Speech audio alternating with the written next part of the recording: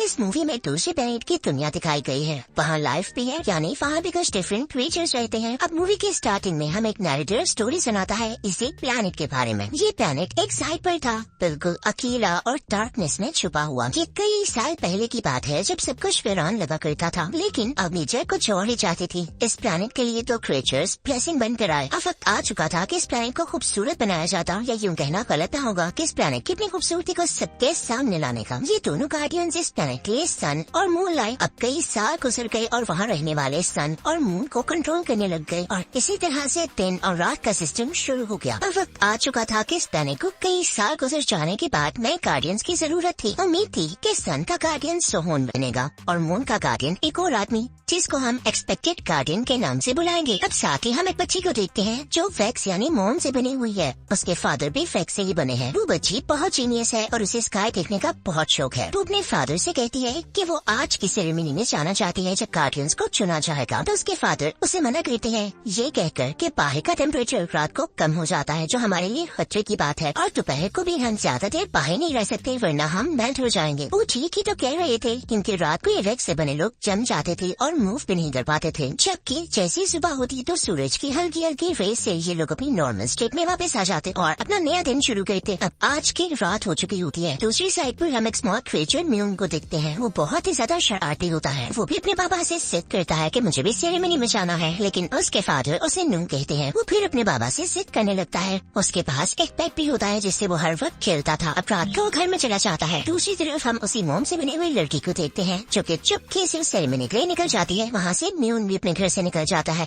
अब जहाँ पर सेरेमनी होनी थी वहाँ पर हम प्लेनेट को ठीक से देख पाते हैं कि आधे प्लेनेट में दिन है और आधे प्लेनेट में रात है। इवन वहाँ पर कुछ लोग दिन की तरफ बैठे हैं और कुछ लोग रात की तरफ बैठे हैं। सेरेमनी की स्टार्टिंग होती है। वहाँ पर सन और मून के दोनों पुराने गार्डियंस भी आ जाते हैं ताकि नए गार्डियंस को एक रिचुअल के बाद चूज कर सके। रिचुअल शुरू किया जाता है। पहली बारी होती है सन का गार्डियन चूज करने की, तो सन का पुराना गार्डियन रिचुअल के बाद चूज करता है सोहोन को, जो सन के एक्सपेक्टेड लीडर था, यानी एक्सपेक्टेड गार्डियन था। लेकिन जब बारी आती है मून का गार्डियन चूज करने की, तो मून का ओल्ड गार्डियन चूज करता है म्यून को। इस बात की वजह से उसके एक्सपेक्टेड गार्डियन को बहुत गुस्सा आता है कि इतना छोटा बच्चा ये ड्यूटी कैसे परफॉर्म कर सकता है। सोहोन और ये एक्सपेक्टेड गार्डियन दोनों ही उस बच्चे के बारे में बुरी बातें करने लगते हैं कि म्यून ये सीट डिजर्व नहीं करता था। ये सीट उसे एक्सपेक्टेड गार्डियन को मिलनी चाहिए थी, लेकिन पुराने गार्डियन को जो ठीक लगा उन्होंने वैसा ही किया। जरूर इसके पीछे कोई न कोई रीजन होगी। अब म्यून और सोहोन को अपने अपने टेम्पल्स दे दिए जाते हैं। वहीं पर हम देखते हैं कि ब्लैक क्रीचर उन पर स्पाई कर रहा है। वो एक जगह पर जाता है जहाँ पर एक डार्क फायर डीमन होता है। वो बहुत ही बड़ा और बुरा लग रहा था। वो इनफैक्ट सन को चुराना चाहता था।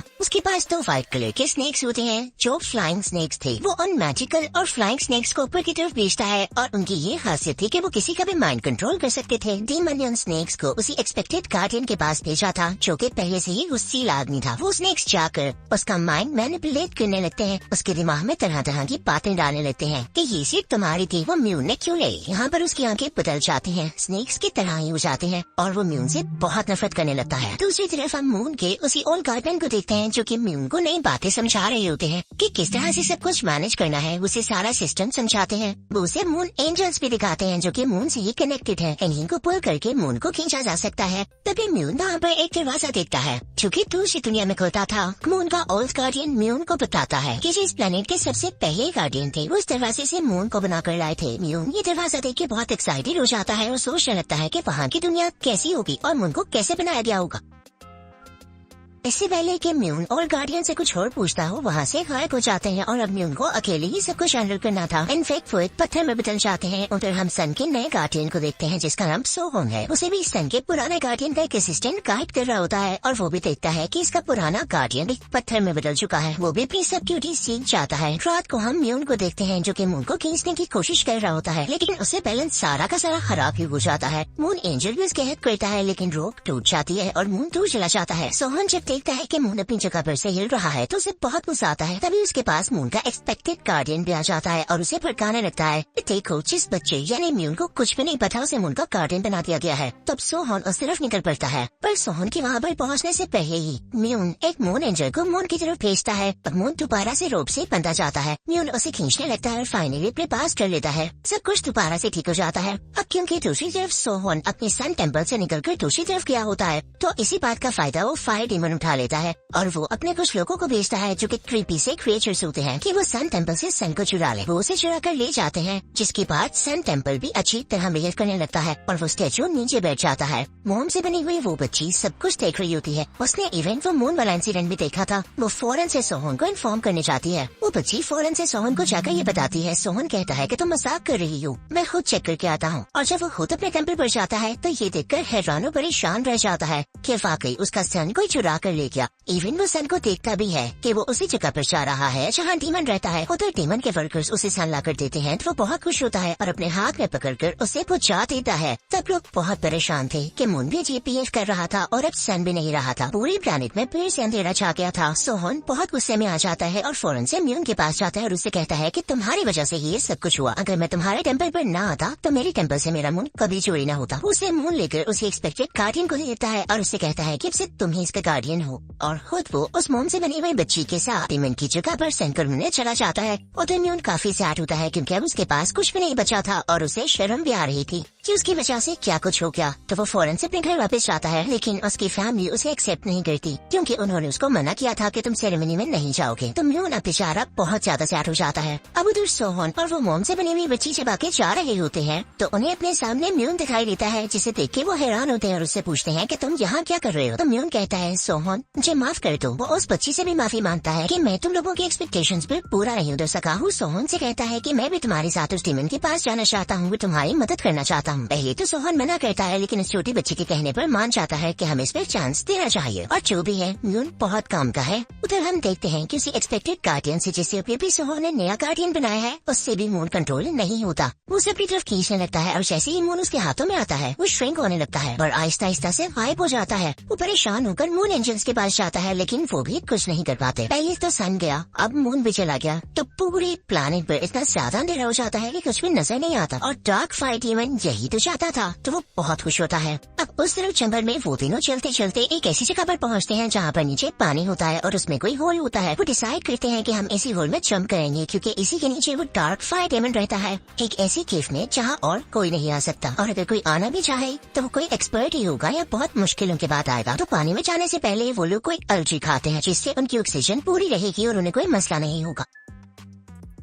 लेकिन वो वैक्स से बनी हुई लड़की डर रही होती है क्योंकि जाहिर है अब रात हो चुकी थी और पानी में जाने से वो जम सकती थी। लेकिन म्यून और सोमन कहते हैं कि तुम बहुत अच्छी हो, हम तुम्हें कभी भी फ्रीज नहीं होने देंगे, तुम्हारे हमेशा ही साथ रहेंगे। अब वो तीनों पानी में जंप लगाते हैं, लेकिन तभी वहाँ पर कोई सी मॉन्स्टर आ जाता है और उस बच्ची को पकड़ लेता है। सोमन और म्यून उसे छुड़ाने की कोशिश करते हैं लेकिन नहीं छुड़ा पाते। वो काफी डिसअपॉइंट हो जाते हैं, लेकिन तभी वहाँ पर एक और मॉन्स्टर आता है। उससे काफी तेज रोशनी निकल रही थी। ये लोग डर जाते हैं, लेकिन तभी वो आकर कहता है रुको, मैं कोई मॉन्स्टर नहीं बल्कि मून का ओल्ड गार्डियन हूँ। वो आकर इन सबको सी मॉन्स्टर से बचाता है और बाहर ले आता है और कहता है कि मैं तुम लोगों की हेल्प करूंगा। साथ ही साथ वो वैक्स से बने हुए लड़की को भी ठीक करता है और ये लोग अपना आगे का सफर स्टार्ट करते हैं। अब वो चारों साथ होते हैं और उनमें उसे डार्क फायर डीमन के बारे में बातें होने लगती हैं। वो ओल्ड गार्डियन इनको बताते हैं कि ये डीमन पहले सन का गार्डियन हुआ करता था, लेकिन इस पर मैजिक हो गया और इसे डीमन में बदल दिया गया। तब से इसने सोचा कि मैं बाकी सबसे बदला लूंगा और सन को वापस लूँ। ये इनफेक्ट अभी हेल में है, लेकिन इस चीज का इस पर कोई असर नहीं होता, ये और ज्यादा स्ट्रॉन्ग बन गया है।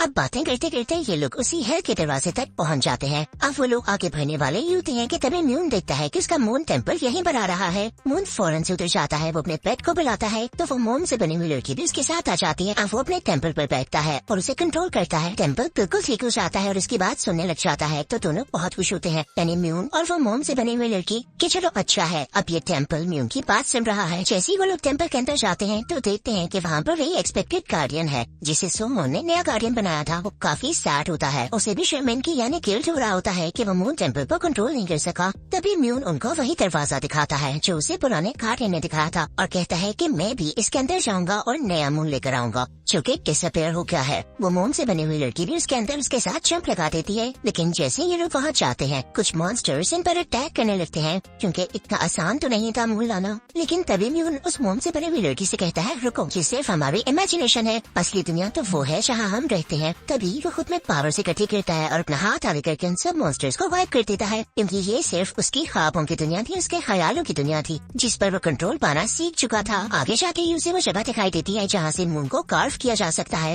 वो कुछ टूल्स की मदद से मून को कार्व कर लेता है, लेकिन जैसे ही उसे वापस टेम्पल में ले जाने लगता है तो देखता है कि इसमें तो चमक ही नहीं है, न रोशनी है। तो तभी उसे याद आता है, हाँ, सन जो गायब हुआ है, मून सन से ही तो रोशनी लेता है। वो लोग मून को लेके बाहर आ जाते हैं और बहुत खुश होते हैं। तो मून का एक्सपेक्टेड गार्डन अपनी आंखों से इसे कुछ देखता है कि मून तो म्यून लेकर आया है। तो वो समझ जाता है कि क्यों इसी को गार्डन बनाया गया था, क्योंकि ये डिजर्व करता है, मून यही ला सका है। तो वो उसे सॉरी कहता है। म्यून उसे माफ कर देता है और अपने अगले सफर पर चल करता है, जो कि सोहोन के साथ उसने शुरू किया था। सोहोन वहाँ पर पहुँच चुका होता है जहाँ पे वो डीमन रहता है, लेकिन तभी वहाँ पर डीमन के स्नेक्स आ जाते हैं जो कि उसको कंट्रोल करने की भी कोशिश करते हैं। और जब वो देखता है कि उस पर भी डार्कनेस जा रही है तो वो खुद को कंट्रोल करने की कोशिश करता है, लेकिन नहीं कर पाता। और तभी वहाँ पर वही ओल्ड गार्डन आ जाता है जो उन्हें पहले भी मिला, और वो यहाँ पर सोहोन को बचाता है अपनी जान की सेक्रीफाइस देकर।